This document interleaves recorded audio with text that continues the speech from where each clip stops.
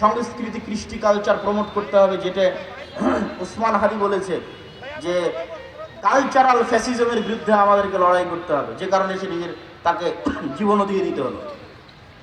3 number বলেছি, বাংলাদেশে জাতির পিতা বলে কিছু থাকা যাবে না। আগে যারা ছিল তাদের জাতির পিতা ছিল শেখ মুজিবুর রহমান। আপনারা আসবেন, আপনারা এসে বলবেন জাতির পিতা জিয়াউর রহমান, এটা চলবে না। আপনি এতটুকু করতে পারেন, এই পুরো বাংলাদেশ তৈরিতে যাদের অবদান আছে তাদের সবাইকে সমান একটা মর্যাদার জায়গায় দিতে পারেন। ফাউন্ডার ফাদার এরকম একটা মর্যাদার জায়গায় দিতে পারেন, যেখানে শেরে বাংলা একে ফজলুল হকও থাকবে, হোসেন শহীদ সোহরাওয়ার্দীও থাকবে। এই অঞ্চলের মুসলমানদের যে ধারাবাহিক আন্দোলনের স্বীকৃতি আছে সেটার স্বীকৃতি থাকবে।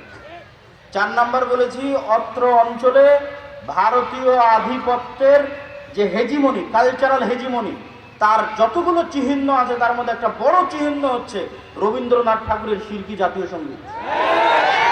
এই জাতীয় সঙ্গীত বাদ দিয়ে দিতে হবে। তো আমরা দাওয়াত দেই, আমরা কথা বলি, দুনিয়াবি কোনো স্বার্থ নয়। আলহামদুলিল্লাহ, আলহামদুলিল্লাহ, দুনিয়াবি কোনো স্বার্থ নয়। এবং বিশ্বাস করি যে বাংলাদেশে একদিন পূর্ণাঙ্গ বিপ্লব করা সম্ভব। আমি পূর্ণাঙ্গ বিপ্লবের স্বপ্ন দেখি চীন মৈত্রী সম্মেলনে, যেখানে বাংলাদেশের সকল রাজনৈতিক দলের নেতারা ছিল। ওখানে আমার 7 মিনিটের বক্তব্য শুনে দেখিও। আমি পূর্ণাঙ্গ বিপ্লবের ডাক দিয়েছি, তাতে 30 বছর লাগুক, 50 বছর লাগুক, কিন্তু বাংলাদেশে সম্ভব। কেন সম্ভব? যদি সম্ভব না হতো আমি বলতাম না। বাংলাদেশে কয়েকটা কারণে সম্ভব। বাংলাদেশের 90% মানুষের ভাষা বাংলা, বাংলাদেশের 90% মানুষের ধর্ম ইসলাম। যদি এরকম হতো চিটাগাংয়ের ভাষা হিন্দি, রাজশাহীর ভাষা বাংলা, ঠাকুরগাঁয়ের ভাষা পাঞ্জাবি, আর সিলেটের ভাষা হচ্ছে কি বলে ওর নাম, আর একটা ভাষা ধরলাম গুজরাটি অথবা ধরলাম বিহারি, তাহলে আমি বলতাম না, বাংলাদেশে বিপ্লব সম্ভব না। আবার যদি দেখতাম না এখানে অর্ধেক পাঠান বাস করে, অর্ধেক পাঞ্জাবি বাস করে, অর্ধেক অমুক বাস করে না, তাহলে আমি বলতাম এখানে বিপ্লব সম্ভব না। আবার যদি দেখতাম এখানে 50% মানুষ হিন্দু, 50% মানুষ এখানে খ্রিস্টান, বিপ্লব সম্ভব না। বাংলাদেশে যে কোনো একটা আদর্শের উপর বিপ্লব খুবই সম্ভব, কেননা এখানে 90% মানুষের ভাষা বাংলা, বলে বাংলা, লেখে বাংলা, সংস্কৃতি বাংলা। আবার 90% মানুষই ইসলামে বিশ্বাস করে। ফলত এখানে আলাদা কোনো বিভেদ নাই। এখানে 20% মানুষও যদি তৈরি হয় যারা ঈমান বিল গায়বে ইয়াকিন রাখবে, আজকের যে কথা বলেছি, আজকের যে থিওরি দিয়েছি, এবং সামনে এটার উপর আরো অনেক কাজ এবং গবেষণা এবং লিখিত দ্বিতীয় আর একটা বই আসবে আল্লাহর পথে যাত্রার উপর। আমি ওই পূর্ণাঙ্গ বিপ্লবে বিশ্বাস করি। কারো কাছে কোন এক রাজনৈতিক দলের কাছে বিক্রি হয়ে গেলাম রাজনীতির কথা বলতে গিয়ে, আলহামদুলিল্লাহ আব্দুর রাজ্জাক বিন ইউসুফের ছেলে, ওই জন্য ইনশাআল্লাহ জন্ম হয়নি। আব্দুর রাজ্জাক বিন ইউসুফ ওই বক্তাও নয়।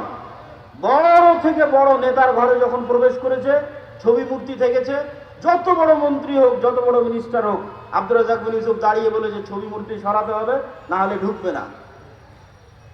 অথচ বহু বক্তা ওই ঘরেই বসে আছে। মানে দুনিয়ার স্বার্থের কাছে বিক্রি হওয়া বক্তা আব্দুর রাজ্জাক বিন ইউসুফ নয়। তা আমিও যদি কোনোদিন মনে করি দুনিয়ার স্বার্থের কাছে বিক্রি হয়ে যাচ্ছি, তো বক্তব্য দেওয়াই বন্ধ করে দেবো, দাওয়াত দেওয়াই বন্ধ করে দেবো। কিন্তু আব্দুর রাজ্জাক বিন ইউসুফ যে আমানতের, ন্যায় পরায়ণতার এবং যে বিশ্বাসের একটা মানদণ্ড নির্ধারণ করে গেছে, ওইটার সাথে ইনশাআল্লাহ খেয়ানত করবো না। আল্লাহ যদি আমাকে কবুল করে, তা আমাকে দিয়ে বাংলাদেশে পূর্ণাঙ্গ বিপ্লবের যদি আল্লাহ সুবহানাহু ওয়া তাআলা কবুল করে, করুক।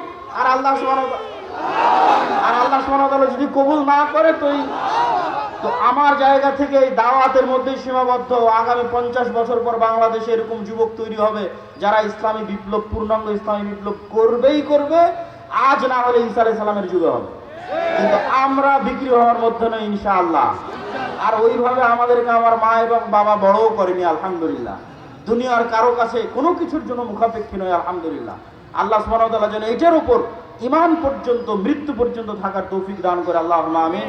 আসসালামু আলাইকুম ওয়া রাহমাতুল্লাহি ওয়া বারাকাতুহু। কেউ সালাত আদায় না করে যাবেন না, জাযাকাল্লাহ খায়র।